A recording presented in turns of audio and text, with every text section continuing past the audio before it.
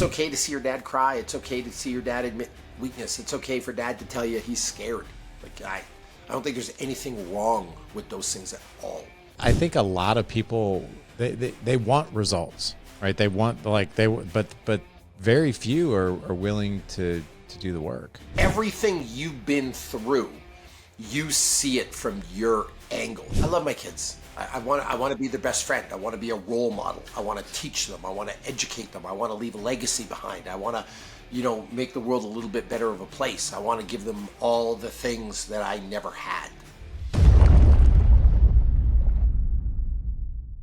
All right, so Bobby, I'm gonna start this off with something that I saw your name and I had to ask: are you Bobby Maximus Decimus Meridius or just Bobby Maximus? I mean, you can call me whatever name you want, but I do prefer Maximus Decimus Meridius. One of the greatest years of our generation. So you want to call me that? I am happy to take up that mantle. I love it. I will give it to you. I'm just gonna call you that from now on. So that's good, man. Right. Well, dude, let's start off with some fun questions, man. Three boys. Yes. All right, so I'm going to ask you this question. You don't have to go to the depths of the ocean for this one, but I'm just curious. What have you said out loud to your boys? And after you said it, you're like, I can't believe I just had to say that to another human being in my family. Have you ever had that moment? I mean, yes.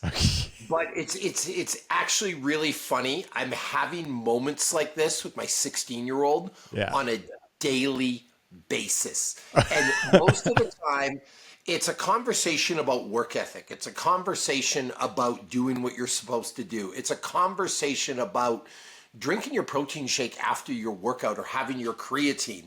And I can't get it through this kid's head, who was raised in a household of just extreme work ethic. The stuff I have to explain to him on a day-to-day basis is driving me insane.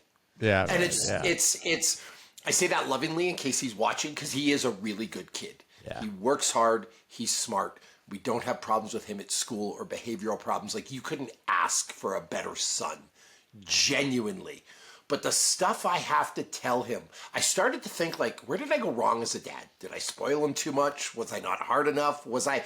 But every friend I have that has a teenage kid, and I guarantee you went through this too, you're going through it as well.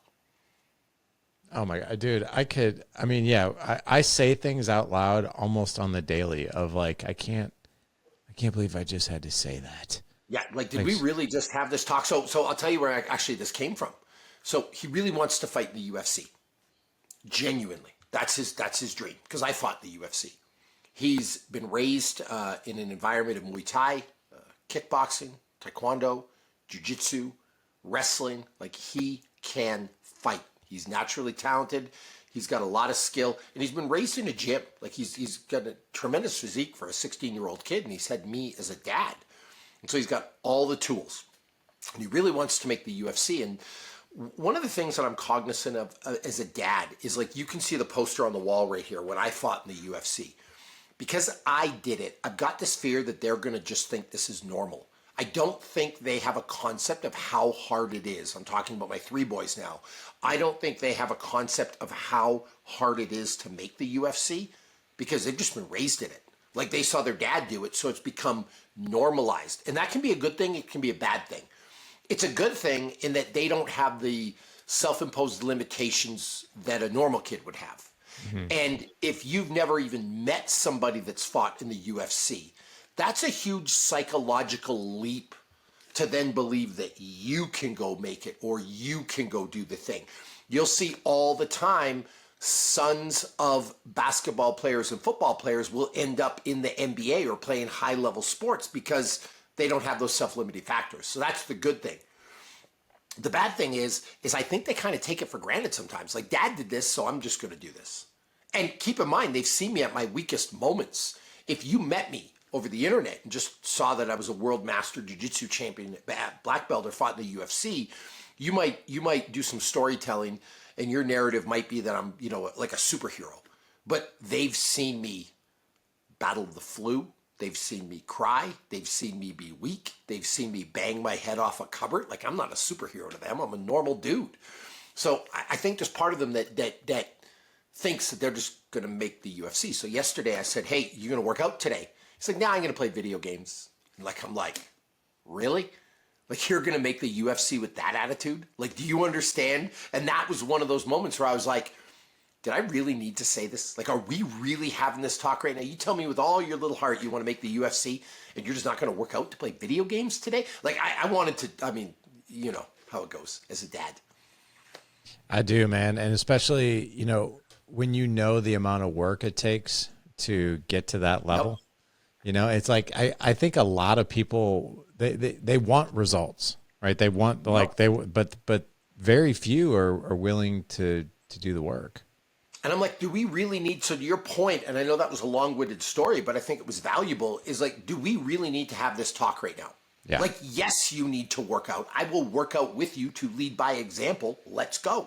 Like, you don't have an option here. But like, why are we having this talk? You sat through my seminars. You look at my Instagram. You know what I'm all about. Did you really just say, no, you're going to play video games? And this is what you deal with, every dad out there on a day-to-day basis. This is what you deal with when you have a teenager. This is life.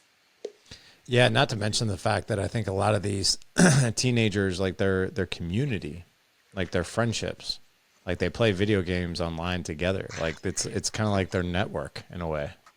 And they all know better than you. That's the other thing. Like, they do.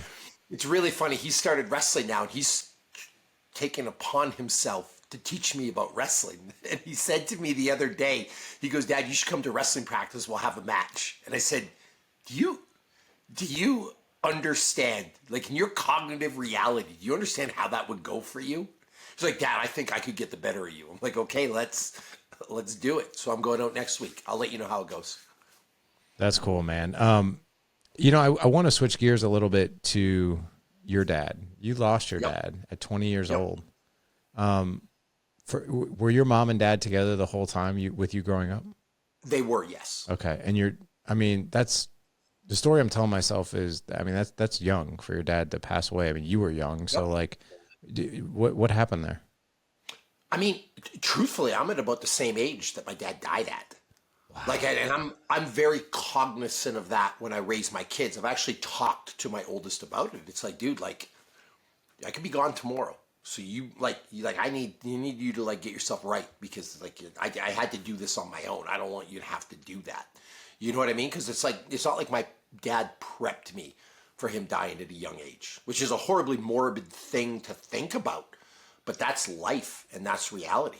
And I had to go through a lot of stuff. I don't know if I'm answering the question, but I had to go through a lot of stuff on my own that you think at 20 years old, you're a grown man. You are not. You think at 19 years old, you're a grown man. You are not. You think at 21, you're a grown man. You are not. Like, you need someone to call for advice, to call for help, to run stuff by. When you don't have that, man, that's a tough way to get slapped in the face with reality.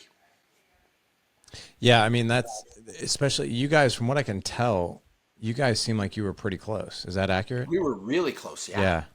And so losing your dad at 20 years old, the way I've even heard you describe it, it impacts you tremendously even now, right? Because like if, I've heard you say things like, man, like, if I want to talk to somebody about some parenting advice, like I don't have my dad to call. Like if I want to, have a hand of, somebody help me with drywall, like I don't have my dad around. Like that's so still to this day, it's like a tremendous void.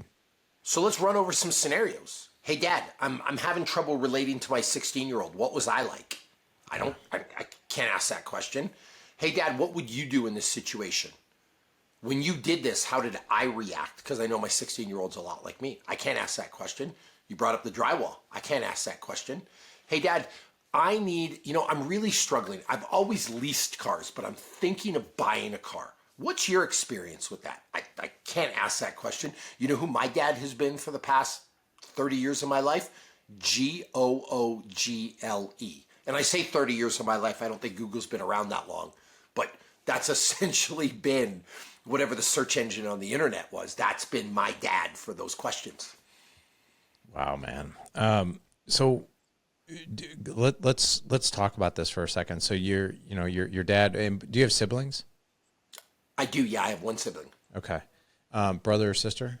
He is a brother, and he's Okay. 2.5 years exactly younger than me. Really? Okay. And was he pretty close to your dad as well? You know, yes, but in different ways. I kind of feel like he was closer to my mom, and I was closer to my dad. But memory's also a funny thing because your recollection of things is not reality. There's actually a famous phrase that nobody gets in God's opera box, which means there's no such thing as true objectivity. Like everything you've been through, you see it from your angle. So I can sit here and say, yeah, I don't feel like he was that close with my dad, or yeah, I feel like he was really close with my dad. The truth is, I feel like we had a really close family overall. That's good, But man. it's really hard, and that's where you miss having a dad too, because it's like, hey, Dad, was I like this? Like I kind of feel like I know what I was like at 16, but man, maybe I was a little know-it-all teenager. I probably was. That's probably the reality. But like, I don't have a dad to ask that question to. Yeah, yeah, and I hear you. I think we all probably were, like we knew way more than people older than us, right? I think it's a teenage thing, and I Yeah. see it. Like, it's funny, I see it with my other friends with their teenage kids, and they say something, and the teenage kid rolls their eyes, and it's like, come on, Dad. And then if I say it to them, they take it as the gospel, even though it's the same advice. And this is a family dynamic. Like, it happens with your wife. You give your wife advice, she's not listening to you. Your wife gives you advice, you ain't listening to her either, to be fair to the ladies that are listening to the podcast. You know what I mean? But if someone else gives them that advice, oh, you'll take their advice. Like, that's just a normal human thing. And I think everybody goes through it. Yeah, man. I wrestled in high school. My oldest son right now, he's getting ready for districts, and he's trying to actually cut 2 weight classes right now. And Yep. so it's really hard for him. He was going from 144 to 132, and he's like, how do I do this? I was like, okay. Well, I was like, well, you got to watch your starchy carbs. You got to watch your salt. You just, and as you get closer to your weight, like what you need to do is just, taper things down. And we went through I'm not going to bore you with the details. We did like this whole taper down, and he would do the same crap, man. Like every week he would make weight. He would wrestle, then he would eat, like go crazy, put on like 7-8 pounds again. And then he would have to urgently in emergency, go to the sauna 48 hours, 24 hours before he weighed in, like sweat everything out, feel like total crap, ruin his performance. And I've talked to him so many times. I'm like, dude, this is a vicious cycle. Like, you've got to stay steady at this weight. You can't have these huge fluctuations. You're going to wreck your performance. And that's what he was doing. Then he comes home like a couple of weeks, ago, and he's like, hey, I talked to Coach Haynes, and he told me I should kind of like taper things back and not do things so extreme. It's really probably affecting my performance. And I'm like, And you're like, yeah, like for those of you guys watching on YouTube, it's just like blinking, like, yeah, it sounds really familiar. I wonder who else might have mentioned that. yeah, but it's so funny that you talk like that. Because again, like I'll go back to the start of the podcast. Like, I'm really fortunate to have kids like I have. I think I have the best kids in the world. I know every dad says that, but they are awesome kids. Like, I've never had a problem with my 16-year-old at school. I've never had a problem with him bullying other kids. I've never had a problem not being responsible. He babysits his younger brothers. He's kind to a fault. He's smart. Like, he is an awesome kid. But That's again, so cool, man. when I'm wrestling with him last Sunday, and he says, hey, Dad, can you show me a double leg? And I do it. And he goes, well, I don't think that would work. And then I give him that look. Really? Like, I was on the Olympic ladder for wrestling, bro. Like, that's his language. And he knows I'm serious when, I don't know if this goes on audio or YouTube, but like, It does, but, yeah. but, on YouTube, I like when I do this look. That's like when he knows, like, okay, Dad. Like, Okay. there's something about, like, he's going to tell me how to fight in the UFC. He's going to tell me what's going to work wrestling-wise. Right. He's going to tell me, like, and sometimes he'll say stuff like, Dad, one of the other kids on the team, his dad was, like, a good wrestler in high school. I think he would, like, take you out. And I'm like, There's the look again. did you just, like, okay, like, are you, and I'm like, are you messing with me? Or are you, like, you know what I mean? It's funny. Yeah, man. Dude, that look right there, like I've only just met you, but that look, what that displays to me is, I can't believe you just said that, and I might hurt you for saying that. Every day it's something like this. It's every day. And listen, there are realms where I'm not confident. There are Yeah. times I would tell you I don't know what I'm talking about, right? Yeah. But like when it comes to that stuff, like fighting in the UFC, when it comes to wrestling, when it comes to jujitsu, like I would like to think, I can't speak about myself because it's biased, but I would like to think my resume speaks for itself. Yeah, exactly. You know, Exactly. you don't know. You know Dad, what I you mean? don't know. There's always something. You think you beat Jake Paul in a boxing fight? Oh my God. Okay. Do you think you could? It's like okay, here we go. There's always something. You know what I mean? Yeah. I can only imagine, man. You know, the funny thing about the look too. Do you know Frankie Edgar pretty well? You know what? I've met him, but I wouldn't say we don't converse. We don't have a relationship at all. Okay. So yeah, it's the look, you know, like it's funny, man. So I had Frankie Edgar on the show. I think it was like 8 years ago, and he's been on the show a couple times. I went on his podcast, and then he and I ended up speaking at the same event 3 years ago, and so we've gotten to be actually pretty decent friends. Like I talk to him on the regular, you know, we check in with each other, that kind of thing. But I've gotten to be pretty close to him over the past 8 years. When I saw him, you know, when we were doing the speaking event thing, I was like, hey man. I was like, can we do something? He's like, yeah, what do you want? I was like, I've always wanted to like do like a face off with a professional fighter. Like I actually want to stand nose to nose, toes to toes with you. And I just want to see what it looks like. Cause I always see it from this angle over here. I never see it from this angle. And I was like, can we get a picture of us doing it? He's like, yeah, man, you want to do it right now? And he's always like the friendliest, nicest guy. Yeah.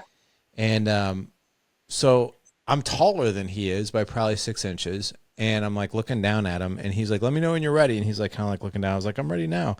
And then all of a sudden the dude just rose up, and his chest got a lot bigger. And he just looked at me dead in the eye. And I'm not kidding, man. I was like, oh my God, this guy could kill me right now. Oh yeah. Like He's a great fighter too. He is. I think I mean, statistically, it's funny when we talk about fighting. Like he's one of the best to ever do it. Yeah, I think he's in the Hall of Fame for I think the most amount of minutes in the cage. Yeah, I mean I think I want to say I met him. It might have been UFC 62. We might have been on the same card. My memory's not what it used to be. It's funny. Oh yeah, I fought a long time ago. Like I fought a long time ago. I fought in Ultimate Fight Night 5, Right. UFC 58, UFC 62.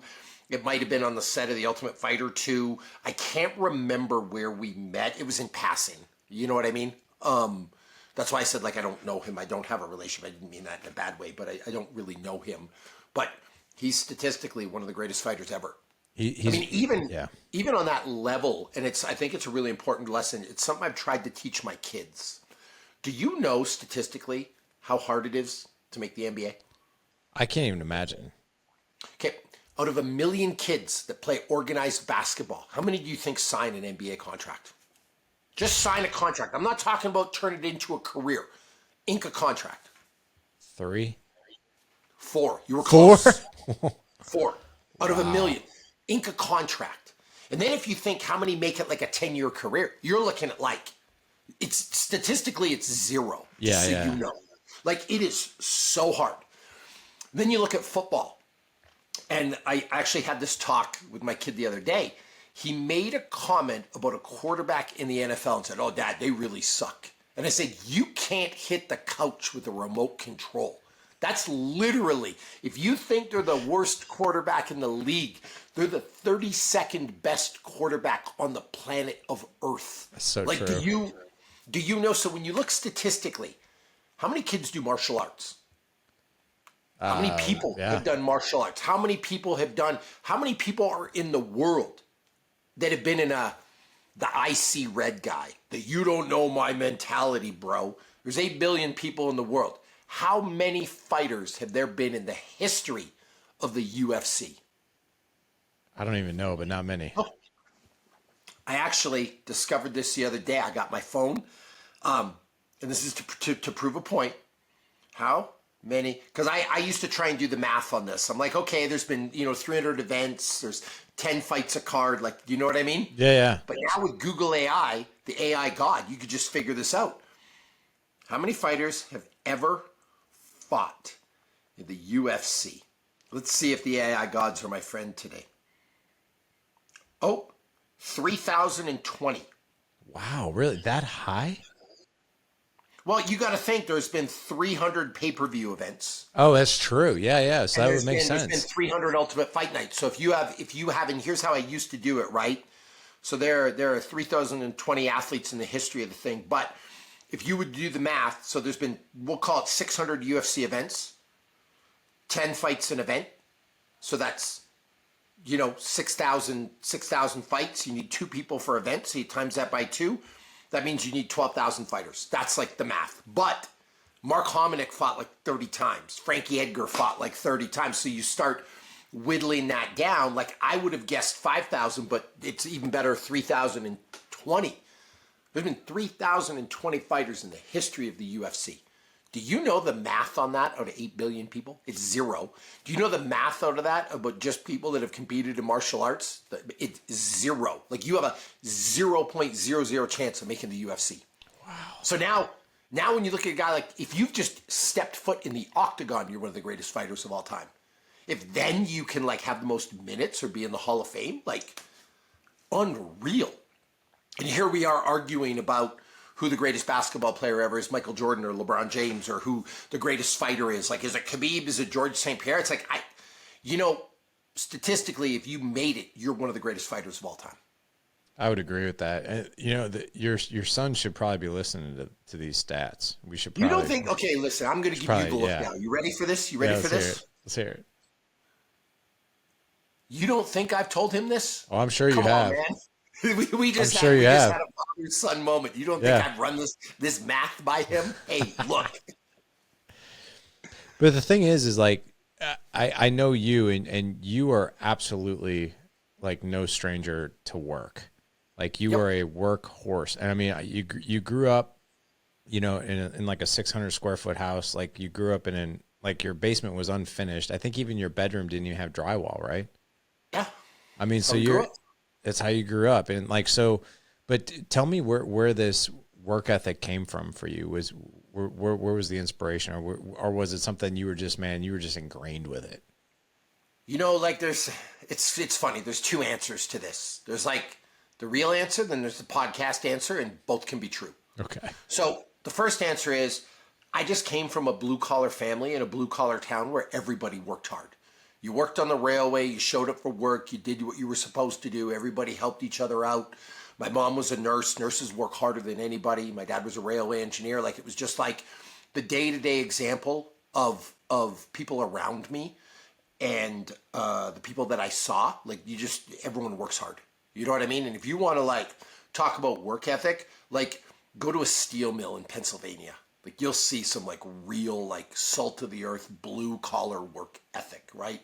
It's why it's called blue collar work mentality. Michael Chandler talks about that. Like I have a blue collar work ethic. Okay, so there's that. The podcast answer, which is also true, is I was bullied really heavily till I was 15 years old. Kids used to punch me in the face, rip my underwear out, draw my face with marker, and these 4 kids beat me up in gym class and broke my collarbone. And I was scared, and I didn't know what else to do. So I joined the wrestling team. And my first year, I lost every single match. My second year, I won 1 match. It was like the greatest moment of my life. And I just kept working at it. And eventually, I got kind of good,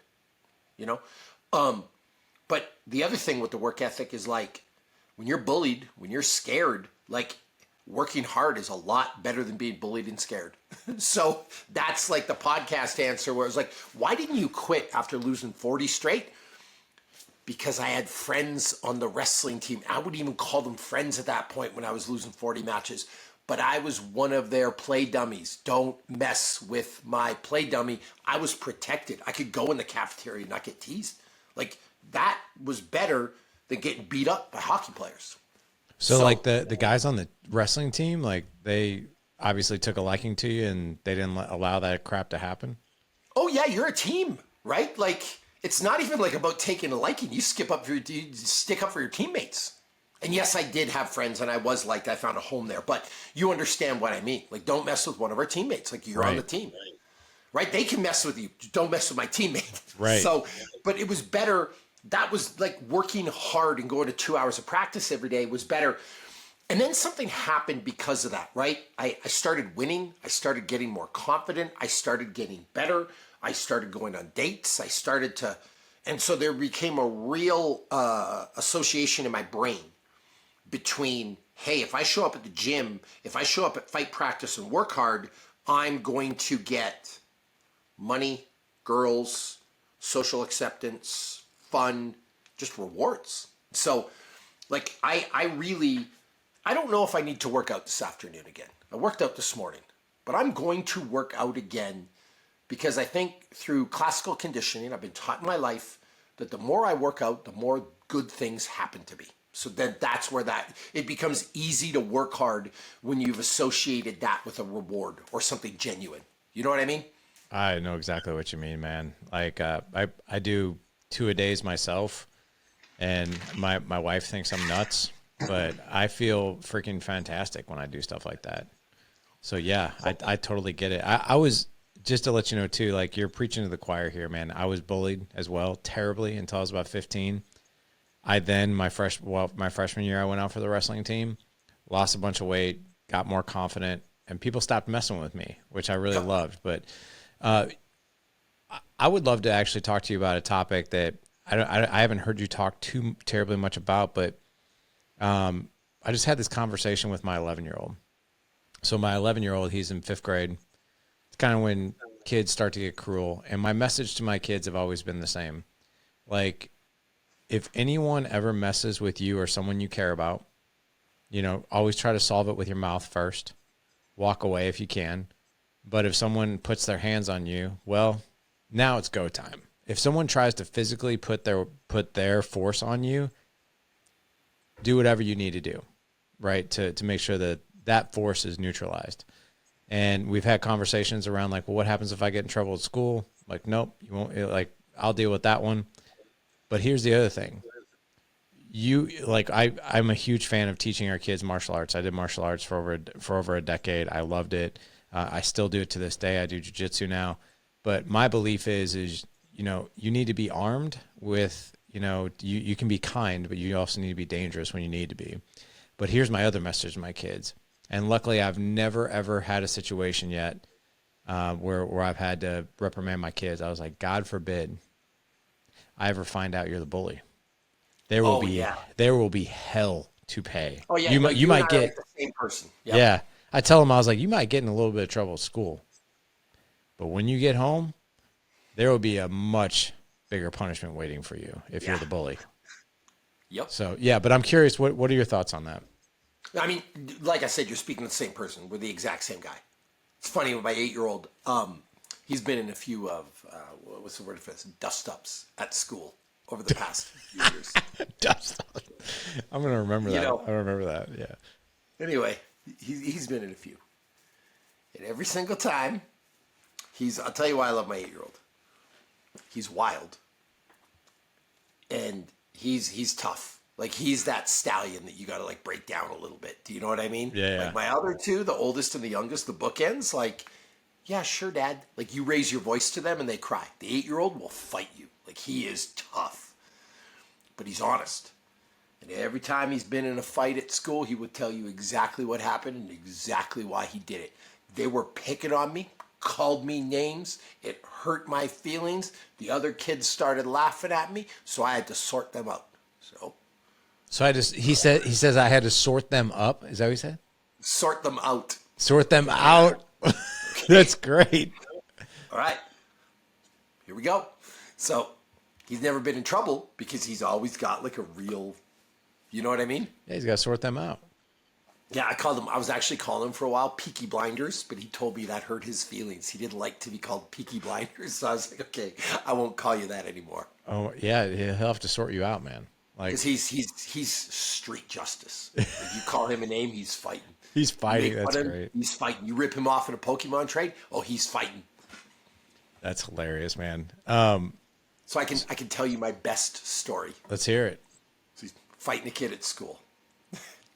And I won't bore you. I'll just tell you the punchline here. Get him in the car. All right, buddy. Why'd you fight that kid? They ripped me off in a Pokemon trade, and I needed to set an example for the other kids. You got to be kidding me. So, okay, so this is where the name Peaky Blinders came from. I said, all right, here we go. I couldn't argue his logic. Kid ripped him off. Couldn't let the other kids know he was like an easy mark. Handled his business. All right. That's wild, man. That's my guy. Do your kids, I'm just curious, like with what you've done for a living and that kind of thing, do kids ever try to proactively mess with your boys? So I don't think they know yet. Like, here's the reality, right? And I'm always really big on this. I think we live in a society that we're polarized. Things have to be A or B. Things have to be black or white. Things have to be this way or that way. And we really lost the ability to live in the middle ground. And this is like across the board. We can get into a political discussion about this. We can get into a religious discussion about this. We can get into a sports discussion about this. Like, it's never, hey, can we just appreciate LeBron James for the great career he's had? You've got to tear him right down, or you've got to build him up into the best thing ever. I used to love sports TV, like the sports barbershop talk shows type things, and I've almost tuned out of them completely because everything is such a hot take. You know what I mean? I'm a way bigger fan now of Fox Sports 1. I think they do a phenomenal job of what they do, of having nuanced conversations with like real athletes. Like, some of my favorite shows are, and I'm going somewhere with this, but Speak with Joy Taylor, with Michael Irvin, with Keyshawn Johnson. I think it's phenomenal. They're tremendous. And I also think the morning show with Emmanuel Acho, equally, he's an incredible host because it's like a really nuanced discussion. You know what I mean?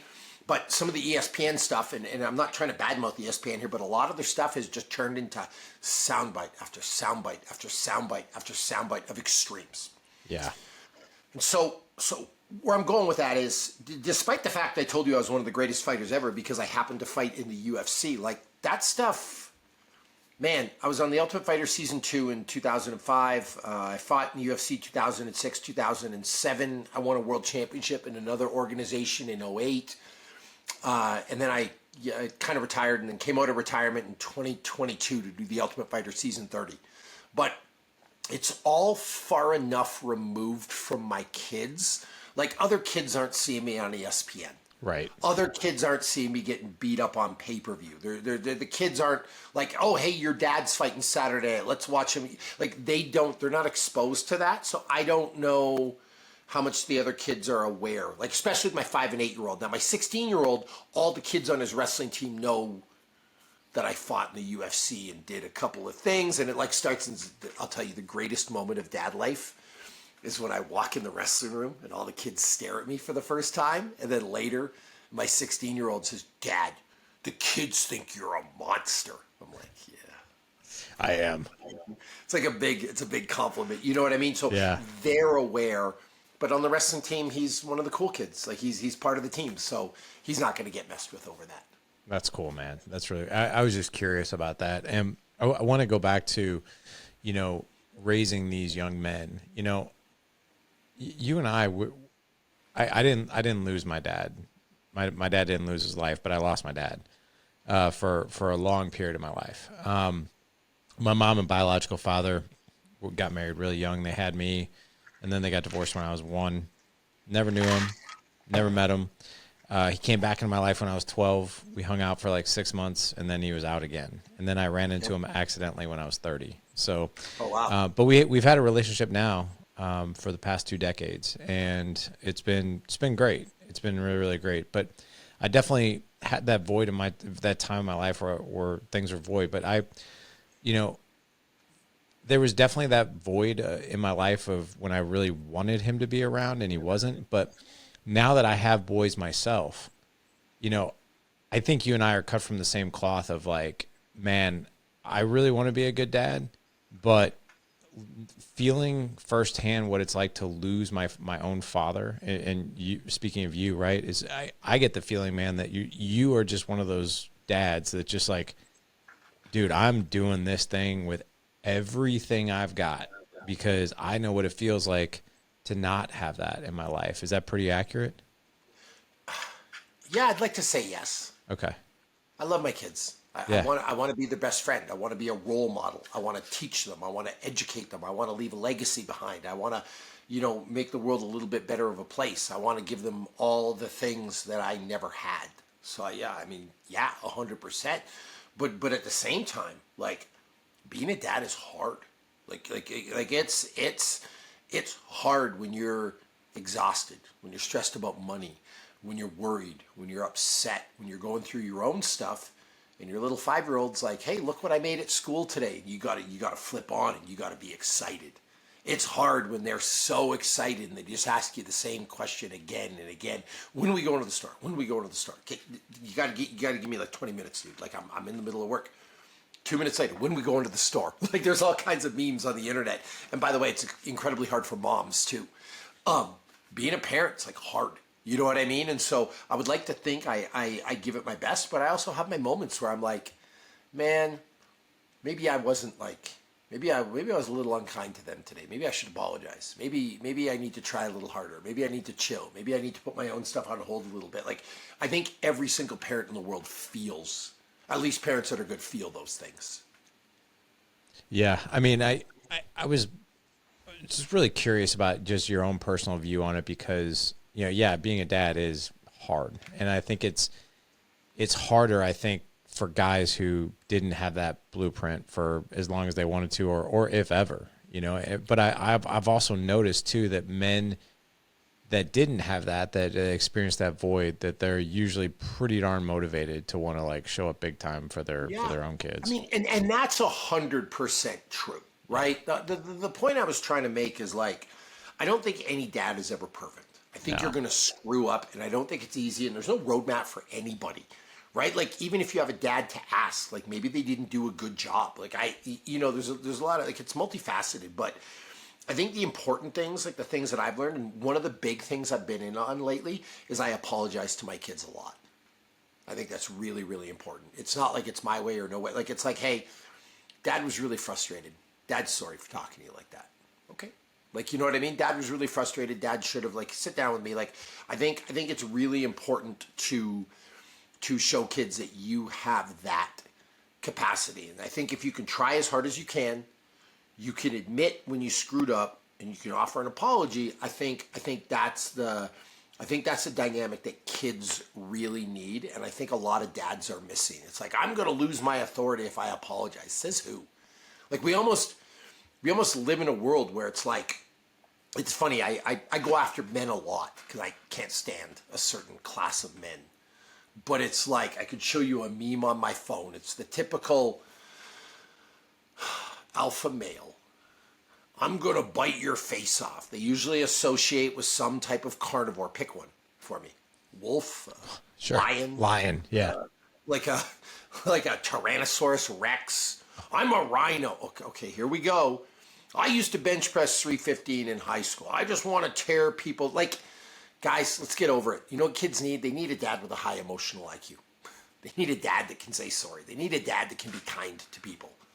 Not this fake bravado UFC watching. You understand where I'm going with that? Totally, I do, yeah. And so I think with kids, like, it's okay to see your dad cry. It's okay to see your dad admit weakness. It's okay for dad to tell you he's scared. Like, I don't think there's anything wrong with those things at all. And I've really started to tune out. I think the worst thing that has happened on social media is these guys that try to run man camps and call themselves alpha, and everything is buy a big watch, get an expensive car, yell at people, no mercy. It's like, dude, I'm literally watching like the Cobra Kai dojo come to life. You know that reference. I'm like, okay, here we go. You know what I mean? And I just think that's such a bad, like bar to set for kids. Like the and I can badmouth this person by name, but like the Andrew Tates of the world. Like in no way, shape, or form do I want my kid to grow up like Andrew Tate. Let's be very, and I rarely badmouth people, but that would be one where it's like, dude, like, can we stop already? Can we just be nice to people? Like, is that so wrong? I would agree with you, man. And I think what you're talking about here is it's humility. You know, if dads don't have emotional IQ, which we should, and this is coming from a fighter, right? If we don't have emotional IQ, how else are they going to learn? Like, if they're not going to learn humility and, you know, ownership and apology through us, where else are they going to learn it from? I mean, I grew up that, hey, I'm the parent, you're the kid, I'm right, you're wrong, period. Even if you're like, this doesn't make any sense. But like, what, I'm sure your boys are the same way, but like, you know, the story I'm telling myself is that your boys have probably learned some of those valuable lessons from you, and they probably, when they do some pretty bad stuff, they probably own it pretty well. Oh yeah, I told you, my 8-year-old will tell you the truth. It will tell you exactly what happened. But let me ask you, I want to ask you a personal question on a bigger picture. Because you said something earlier about if one of your kids is ever the bully, like there's going to be hell to pay. What is the downside of being kind? Can you tell me? I think there are people out there that are going to take advantage of that. They're gonna view it and see it and sense it as a weakness. And they're nice, they're soft, you know, like I can have my way with that person or get what I want or something like that. I think I would push back on that. Okay. People only take advantage of you if you let them. I agree with that. Right? So what's the downside of being kind? What's the downside of asking a stranger how their day is? What's the downside of buying like a homeless person a lunch at McDonald's? Right? Like, what's the downside of treating somebody with respect? Like, I would argue there's zero downside. There's zero downside, yeah. There's zero, right? So, like, we live in a world where there's these male influencers and everything is loud, big, brash, angry, sound bites. And it's like, can we just be nice to each other a little bit? Like, do we need to be so inflammatory all the time? You know what I mean? And so I'm trying to like raise my kids like that. Okay. And by the way, I can be nice to you and still have the ability to whoop your ass. Yeah. Those things do not have to be separated. I agree, man. You can be what we call a dangerously good man. You know, you can be a good man, but be dangerous when you need to. You know, there's nothing wrong with that. You grew up in a way, you know, you guys, and you've said this on other shows that you grew up without a lot, you know, so like, and you have like, from what I can tell, you have a tremendous, I think, view of the world. I don't see you taking a lot for granted. Like, I think the small things you just have tremendous gratitude for. Like, I'm grateful every day. Yeah, grateful every day. And I've also heard you talk about, like, because I think that one of the things, I didn't come from a lot either. There's a part of me, and I think that there's a part of a lot of us dads out there, if we didn't come from a lot, I think one of our Achilles heels is we have this temptation to overserve and overcomfort because we knew what it was like to not feel that. However, like me personally, I've had to get in my own way with that and be like, last night, my 11-year-old wanted to buy a new video game with his money. And I was like, what is it? And I can't remember what it was. And I was like, how much is it? He said, it's $10. And I was like, well, you're going to pay for that, right? And he's like, yeah. And I was like, well, I'm thinking there's a different way you need to earn this. And he's like, what's that? I was like, you can have the game and you're going to pay for it, but you can also have the game and pay for it after you've done 100 push-ups. Oh, man. And he's like, am I on a time frame? I'm like, nope. I was like, you can take as long as you need or as short as you want. I was like, it could take 3 days, a week. It could take just tonight, whatever you want to do. And dude, that kid freaking cranked out 100. I think he did his first 20. And then after that, he calculated how many sets of 5 do I need to do until I get to 100. And it took him like 35 minutes to do it because he was smoked. But like, I'm a big fan of like, you know what? You need to earn things. Like, you're not going to be given things. You're going to earn them, right? And earn is a big word in this house. But I think when we come from a background like that, we want to give. But I think we need to like earn. But like, I've heard you talk about how you make your kids work for stuff. Yes, but you're a better man than I. I've got a problem. Okay. My name is Bobby Maximus, and I need some help. Okay. I'm gonna show you what the problem is. You ready for this? I Let's gotta see, get up. yeah. I gotta get a prop. You ready? Is this a Pokemon card? No. Oh, okay. Dang. I was hoping. Select this. What is this? Is this Legos? This is Legos. This is one of Legos like premier sets, like $500. Bare dirt. Whoa, really? What is that? By the way, what Lego set is that? Lord of the Rings. That's the top of it, but there's like a bottom over here, right? And then here's another one. Oh my God! Please don't break it. Please don't break it. This is the Tower of Orthanc. Whoa, dude. Check that out. These are all over my office, right? There's another one I can't pick up because it's too big. It's called Rivendell, and we recently just bought Tony Stark's Avengers Tower. It's like No. How many? huge. It's like ginormous. How many pieces is it? 6,000. 6,000. Yeah, it's in the other room. It's bigger than you can ever imagine. It's Oh my literally God, dude. It's huge, right? Okay, so now we have these, my Magic the Gathering cards. Yeah.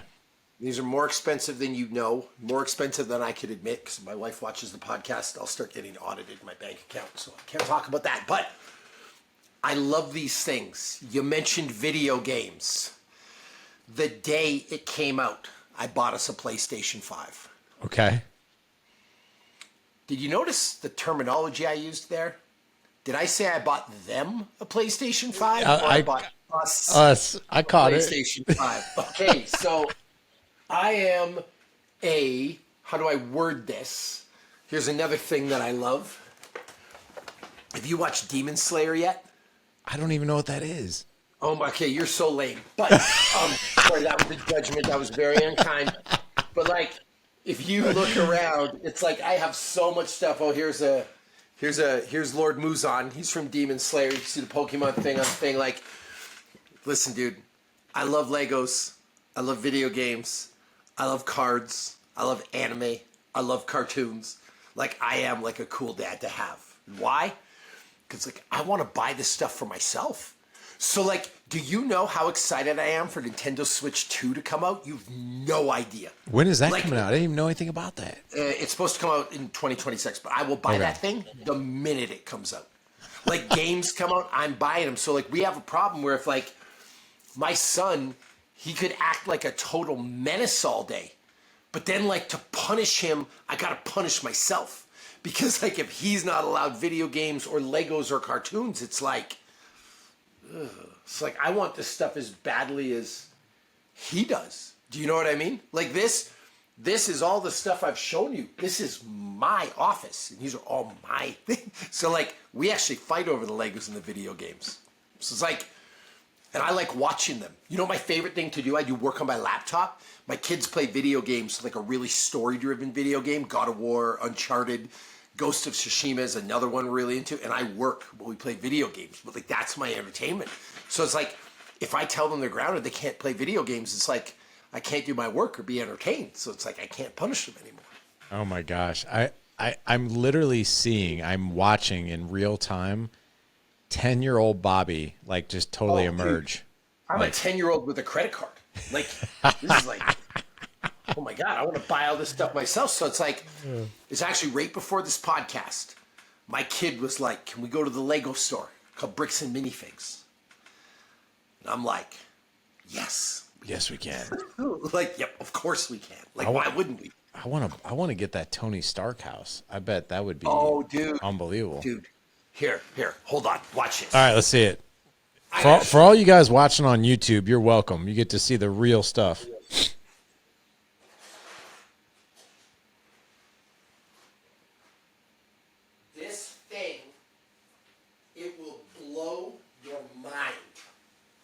Here we go. Suspense. I disappeared. When I said this was big. Dude, that is nuts. Look at this. I mean, that's badass. That's come on, badass. Dude. Look, it doesn't. Remember I said it didn't fit in the frame? It doesn't? Dude, this is like 20 hours of my life here that went into this. I need to buy that immediately. Oh, dude, this is like, I'll tell you, work slowed down, hygiene ground to a halt, meals were missed. This is Meals like, were missed. this is like the thing. And that's 6,000 pieces. Yes. Oh my gosh, that's just so cool. So like, you think I bought that for them? We know who you mean- bought it for. Like, come on. I mean, now. yes, I bought it for us. So it's really hard for me. Like when you're like, hey, you're a better man than I. When you're like, hey, how can you earn this video game? I'm more like, what video game is it? Why would I like it? Tell me more. Can dad play? Is it multiplayer? Is it online? I'm down there. It's like, okay, dad, let's go buy this. Dude, this thing is $500. Oh, yeah. Okay. So we have the Baradur, we have the Lord of the Rings, we have the Avengers Tower. The next one is the ginormous Harry Potter Hogwarts Castle. They make that one too. How many pieces is that thing? Like 6,000. Oh, okay. It's like one of their signature sets. Oh yeah, they're all huge. You're gonna have like a 401k in Legos. I think that's what's gonna happen. Oh yeah. Yeah. Oh yeah. Well, you know what, man? Like, I want to recap a couple things just for the audience. Like, I think this approach to fatherhood, like what you're talking about here, we have a variety of different things. So we have, you're going to work hard. There's work ethic, right? I'm also going to teach you ownership. I'm going to teach you how to defend yourself. You're never going to be a bully. And I'm going to play with you. Like, Oh yeah, we're gonna have some fun. right. Like, I think one of the things, I'll share this with you, man, and I'm ashamed to share it. There's a part of me that before I'm about ready to play with my kids, there's a part of me that doesn't want to.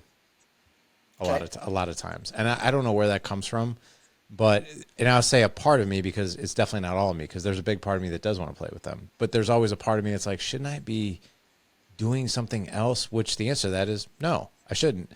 But every time I play with my kids, every time, I always am so glad I did. I'm like, this is freaking awesome. Like, why do you feel that way? Why do you feel you shouldn't play? You know, it's dumb. It's really, really dumb. There's parts of me that's just like, shouldn't I be hanging out with their mom and give her some attention? Or shouldn't I be like doing something that is like productive? Stop. You know what I mean? Stop. Yeah. Yep. I need you to stop. We're going to go over this point by point. Okay. Ready? Let's do it. 10 words. The 10 words that will ruin your life are what will other people say and what will other people think. Right. Okay. So you're guessing how mom feels. Did I you am. ask her that day, right? So you're sitting there. Now I want to go over these point by point. I think this is a really good exercise for dads to go through. But you're sitting there and you're thinking, man, maybe I should pay attention to their mom. Maybe mom has had enough. Maybe mom is upstairs being like, I hope he plays with these kids all night because I've been momming hard all day and true. I need a minute, right? That might be the real truth. So let's move on. Why else do you feel silly? Why else do you feel dumb? That's really about it, to be honest. Like, Okay, because just, the next one I hear, and I'm going to get Google again. Do you play? I do not. Stupid cards, right? The Pokemon Magic, cards. like, I guess I just don't understand. I don't understand how to even nerd play them. stuff. Yeah. Nerd stuff. Who does this, right? Like, this is so weird. Like, it's nerds. Like, don't kids play with these? Okay. I'm saying that to prove a point. Do you have any understanding how big these are? I'm pretty. Yeah, they're huge. I know that. I don't know how big, but I know that they're really popular. Okay. In 2023, Magic the Gathering generated $1.8 billion in revenue. What? Sorry, 1.08. Oh, 1 point. Okay, so yeah. Okay. Now, Dungeons and Dragons. Wizard, I caught your fireball. Okay. So, Dungeons and Dragons revenue. See, this is the beauty of Google. You can find out anything. $1.17 billion. Oh my god. Pokemon revenue. Oh, I don't even want to know that. That's crazy. Okay. They have grossed more than $150 billion in lifetime revenue. What? Okay. So who do you think's spending money on this? 4-year-olds? 5-year-olds? No, these are parents. No, it's me. It's you. And not no. You actually just screwed up. You assume that it's parents buying it for kids. It's parents buying it for parents. Like it's not just for kids. Like you might buy your kids a few packs, but like there's a big Magic the Gathering convention every February in Chicago. There's one in Vegas. You think it's a bunch of kids there? You think it's a bunch of adults? Be real. It's a bunch of adults. Do you know how big business Comic Con is? I have no idea. Huge. Who's buying all the tickets to the Lord of the Rings movies? Oh, those are adults. When it came out, it's adults. So it's like, I mean, keep saying it's lame, but apparently it's pretty popular. I had no idea it was over $1 billion in revenue. Tell me you weren't excited to see that Avengers movie when it first came out. I was, yeah, for sure. I'm not gonna. I'll put on my nerd hat here for a second. I may or may not have gone to a Star Wars convention at one point in my life. Okay, so see, did you take your kids or no? You went by yourself. So I'm just saying. I went before kids. It's like you can talk about like, oh, it's lame or I think it's silly to play, but you want to play. Like if you're watching this and you're a 40-year-old man, be a kid for a minute. Like you have a credit card. No one's stopping you. Buy your PlayStation. Buy your Lord of the Rings things. Translate the Elvish language from the back of J.R. Tolkien's books. Build some Legos. Like it's okay. It's fun. It doesn't make you less of a man. It doesn't make you less tough. If you want to have that talk, doors open. Come on in. We'll have that talk about who's tougher, who can whoop whose ass, and then we will sit down and we will build some Legos. I'm okay with that. Like I'm in no way like you know what? The biggest thing is, it's pretty cool that I can afford these things and share them with my kids. Like, why would I try to shut that side off of me? Right. Yeah. So the reason I went through all that was because you've got your idea. Okay, well maybe I should be with my wife. Well, maybe she wants you with the kids. So she gets her first minute of quiet because moms work hard. Like I hear my kids, dad's fun. All the emotional stuff they dump on poor mom. Like I'm very grateful for my wife in that regard. Like I get to build with them. I get to have fun, but she needs a couple of minutes. And she's like, oh my God, it was so awesome for you to play with the kids last night. Yeah. Like, okay, so that's the first thing for you. The second part is like, what, you're not allowed to play? What, because I'm not a man if I build Legos. Okay, I mean, again, doors open. You can come have that talk with me. You know what I just did? Ordered it? I ordered it. I just spent $500 on the. You did, because I'm sitting here, dude. Like, listen, this is why I think that men, like-minded men, need to be around other like-minded men because we inspire and encourage things in each other that maybe weren't there. And here's what I'll tell you, man. As you were talking, we've got this dining room table right on the other side of my office right here, and nobody sits at it because it's like the dining room table.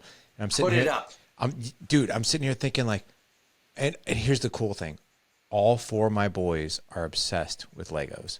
So if I bought this thing, and if I just set that thing out on the dining room table, and I'm just like, hey guys, we're just gonna build this, and who knows how long it'll take. These kids will go freaking crazy, man. Like, and I can't wait for that. So here's the math. You ready for this? All right, more math. Okay, I think there was 42 bags. It might have been 39. It might have been.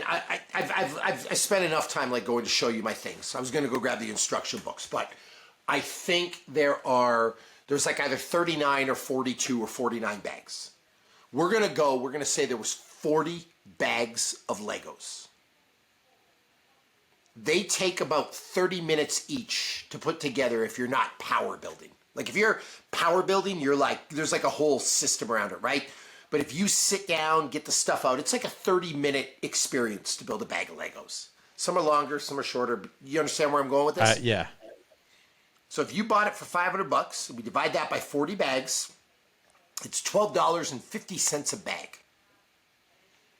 If every couple of days you sit down with your 4 boys and you have half an hour of no phones, no TV, no distractions, no fighting, and quality time, man, I think $12 a day is like a bargain. Like it's almost like Lego's paying you.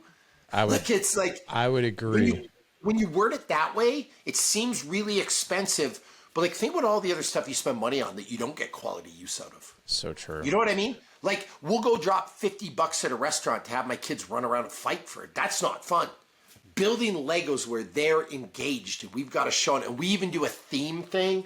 So we built like the Baradur one, and you can't tell the scope. That thing's bigger than the Avengers Tower when it's put together. But like, you know how fun it is to put Lord of the Rings on and build those Legos and have that experience with the kids? Like, I would argue that's a great purchase, and you guys are going to have a lot of fun. That's so true. I didn't even think about that. Like, dude, like, Same thing. We build decks. So with these, we build decks. There's humans, there's vampires, there's monsters. We played last night. You know how fun it is to sit down with my 4 boys and see their, oh my God, when the 5-year-old, he didn't even know what these are. And he opens like a really shiny card and he dances and claps and he's excited. You know how much joy like those things bring us? And that's fun. And those are the memories that I have of my dad. When he bought me a pack of these cards. When he bought me a pack of hockey cards because we were trying to get the Eric Lindros rookie card. We were trying to get the Ken Griffey Jr. rookie card. You know how fun that was for like $3 to open a pack, and when you pulled the Ken Griffey, how good it felt? Or when I got Magic the Gathering and I pulled a card I really needed for like my stupid elf deck or my wizard deck. Like, it's just, those are the memories I have. I love that, man. Dude, I knew this interview today was going to be pretty darn amazing. And I thought we would talk more about like resilience and fighting. But dude, I'll take this conversation all day long, especially coming from, you know, a guy with your background, like being playful with your kids, dude. This is huge. Yeah. Can I give you a bit of a soundbite? Yeah. Resilience is cool.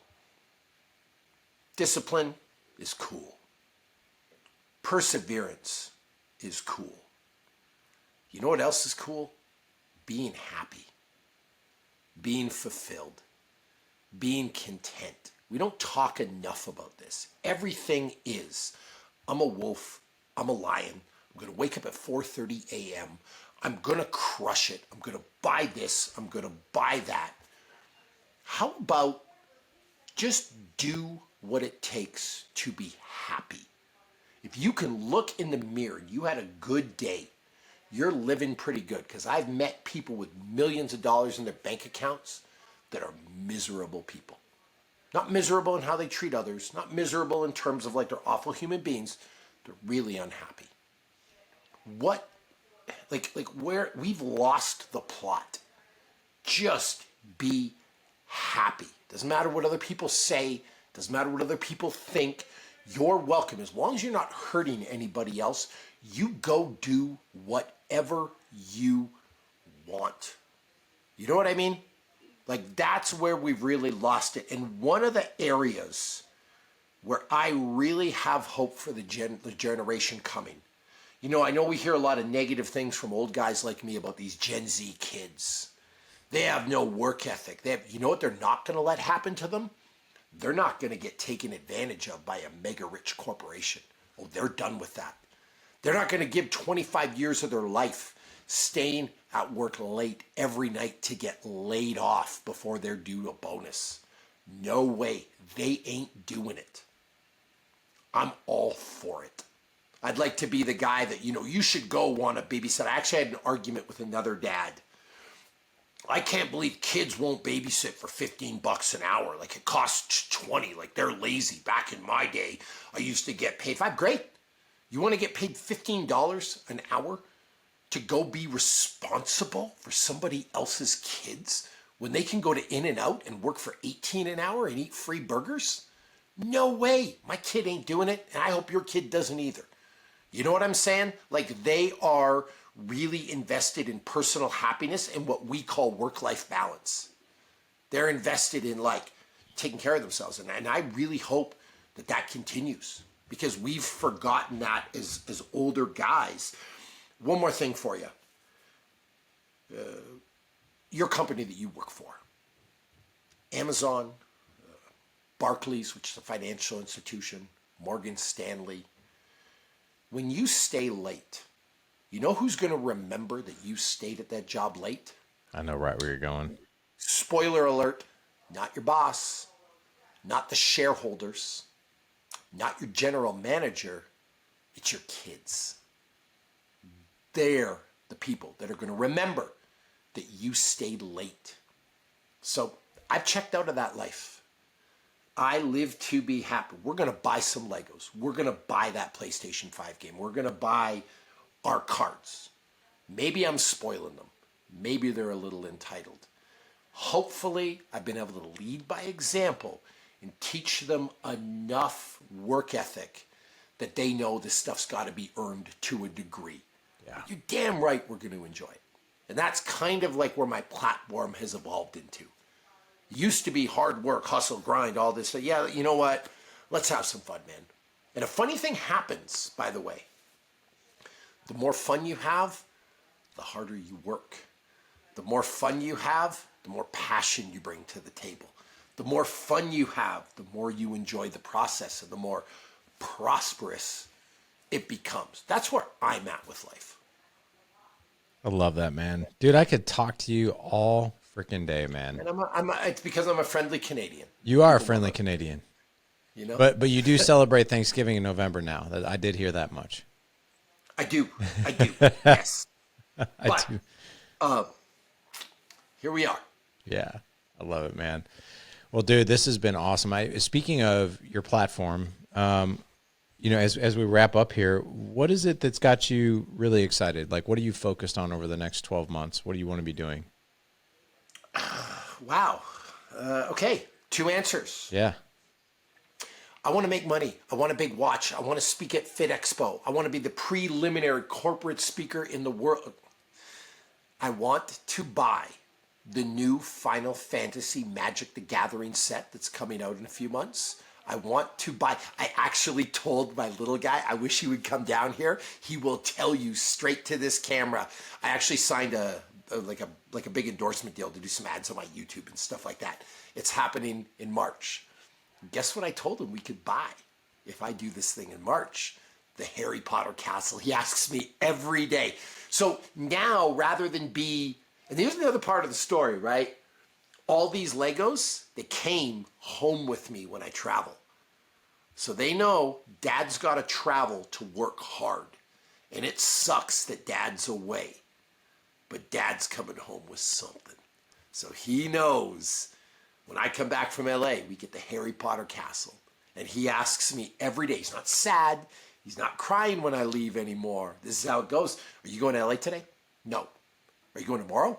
No. You going to the day after that? No. Like, dude, like you're treating like starting to hurt my feelings. It's like me going away. It's like Christmas to you. Yeah. But the minute I come in the door, the last time this happened with the Avengers Tower, he was down the street at the neighbor's kid. Like, I don't even know how he saw. And I got out of the Uber with this box. And he literally screamed from down the street and came running. He almost got hit by a car. It was a whole thing. And we were building it right away. Dude, that's amazing, man. Yeah, so over the next 12 months, honestly, yeah, I'm going to work really hard. I'm going to speak at Fit Expo. I'm going to crush my YouTube. I'm going to get more corporate speaking gigs. But the thing that I'm really looking forward to, honestly, is like this Final Fantasy set, the Demon Slayer movies that are coming, the Harry Potter Lego set. Like, this is what I'm looking forward to. That's so cool, man. I love it, dude. And if you're... Why wouldn't I be like that? You know what I mean? Because everyone's going to give you the answer. And I don't know if you're trying to get me off of here or whatever, but everyone's going to give you the answer of like, man, I want to make money. I want to hustle. I want to get PRs in the gym. I'm going to do that because it's my job. But like, I'm looking forward to some fun stuff in 2025. Do you know how excited I am for Wheel of Time Season 3 to drop on Amazon? Do you know how excited I am for the next season of Rings of Power? Like, I'm just, 2025 is great. Like, this next Avengers movie where they're bringing back Robert Downey Jr. as like a variant of Iron Man as Doctor Doom. Oh my gosh. Like, I can't. It just needs to come out now. If you're ever adopting like any adult children, just let me know. Yeah, you come over, man. I'll come live with you. Would love my life. But I wish more men would be like this. I do too. When's the last time you heard this from like a guy's guy? I don't even, And I use that term. I I don't use that remember. term loosely because I don't know what a guy's guy is. Like I'm so sick and tired of these are the qualities that a man has to have. All right, man, cool. Like you doing that to fill your own ego. Yeah. But like, when's the last time you heard this from a dude that fought in the UFC that could strangle you whenever he wants? Like, listen, man. Like, let's have some fun. You know. There's definitely I can count that on probably 3 fingers. And I'll tell you what's really interesting though. One of the guys who's our coach in the Dad Edge boardroom, he's been working. I actually asked you about him. Jake Herbert is his name. He literally spent his whole life pursuing Olympic gold in wrestling. And I will tell you, man, that guy can twist you up. Like we joke all the time, like because when we meet up in person, which is usually 3 or 4 times a year, I'm like, all right, Jake, let's go. And he pummels me every time. Like he just makes a joke out of it. But yeah, he can strangle you. But dude, that guy is exactly like you. I'm not even kidding. Yep. He's got 4 kids and he plays with his kids nonstop. It's awesome. But we all are. Yeah. Like that's the funny thing is like these dudes that are acting so tough on the internet. Now you're just a kid, man. Like this is all like, you know what I mean? Yeah. Even like just because I have a bunch here, and by a bunch I mean a bunch. But these are called Space Marines. This is from something called Warhammer. I've never seen that either. They're little figures you put together, and you paint them. Oh, that's cool. That's really cool. You paint those things? They're so small. Yeah. We have all of them. That's wild, man. You know who is so involved in this universe? It's not even funny. Henry Cavill. Like the Man of Steel. Superman. Yeah. Loves Warhammer. Also, the reason he was in The Witcher is because he loved The Witcher. Apparently the story why he left The Witcher show is they weren't staying true to the source material. He loved it so much he couldn't be a part of it. So like, even the people that you look up to that you like love this stuff. LeBron James. He's worth like, what, $9 billion? Greatest basketball player ever, maybe? Depending on your Jordan, LeBron camp, whatever. He loves Madden football. He watches Madden game film. No joke. Studies Madden game film to be good at Madden. He's like a 40-year-old dude, man, with kids. That is wild. We're all like this. We're 100%. All of us are like this. Whether you want to admit it or not, we're all like this. I actually need to take a chapter out of LeBron's book because my 11-year-old keeps beating me at Madden every time I play him. I'm like, I need to learn how to play this better. But how much fun is that to do that stuff? It's a blast. You know how fun it is to go get these guys? Oh my gosh. That is so cool, man. Space Marine. You know, speaking of like your YouTube and Instagram and all that, where can people find you and follow you? 2 ways. One, which is recommended, at Bobby Maximus. YouTube, TikTok, Instagram, any social media. Actually, I think my YouTube is official Bobby Maximus, but it is what it is. The second way, and I do not recommend this because bad things happen to people that do this. You go in your bathroom at midnight, turn off the lights, and you say Bobby Maximus into the mirror. Oh, dear God. Don't do that. I'm not responsible for what happens if I make that mistake. But those are the 2 ways you can get a hold of me. And I'll let you decide which one is real. Instead of a hook, it'll be like a rear naked choke that'll come out of nowhere. Or like 100 burpees. Give me burpees now. Give me burpees now before you die. Something That's like good. that, you know. My God, dude. Well, guys, not to worry. We're going to have all the links in the show notes for you to follow Bobby and subscribe. Go subscribe to his YouTube channel for sure. I wouldn't recommend. Pretty good. I'm sure. Yeah, it is. It is definitely good. And the thing is, too, guys, is make sure you don't do the bathroom thing because you might be doing burpees or you might get choked out or something. Like, just do the first thing. Yeah. Bobby, this was awesome, man. Thank you for coming on today. This was so much fun. Hey, listen, and genuinely, I'm humbled. I'm honored. I'm privileged. It's always a treat to be invited on somebody else's podcast. I think, you know, we mentioned about like the things that I look forward to and doing a job. And it's like funny. Sometimes work can really get in your way. Like, oh, I got to record another podcast. Oh, I got to do this. Oh, I got to do that. You know how good it felt the first time I was asked to be on a podcast? how special I felt, how exciting it was. I am really grateful for you allowing me to feel that way for an hour out of my day. Like just as someone wanted to talk to me for an hour, like you made my day. So thank you for having me on. Well, you've made my day, and you've made several days for me in the future, because I'll be putting this Lego Stark house skyscraper I didn't with my ask you. kids. You're married. You're married, right? Yeah. Still married? Yeah. I don't need any angry women in my life. She'll love it. She will. When this purchase comes across a credit card statement, you don't even know me. Bobby Maximus, who's that? Sounds familiar. I don't know who that is. Got it? I don't need any angry emails directed my way. If she's angry, I'm going to tell her it was your fault. If she's happy, I'll take credit for it. How about that? I'm fair. Throw me under the bus. Bobby told me to buy this. He's a bad man. I'll tell her your name, and she'll be like, "You're making that up." So he's a bad man. But Bobby, man, thank you so much for coming on today. This was awesome, dude. Thank you. You bet, brother. Guys, head on over to thedadedge.com/532 for this show. Again, thedadedge.com/532 for the show. We'll have all of Bobby's info in there for you. By the time this comes out, we might be done with our Stark, skyscraper, Bobby. So like pictures didn't happen. I'm sending you photos, man. It's going to happen. So. All right. Appreciate you, brother.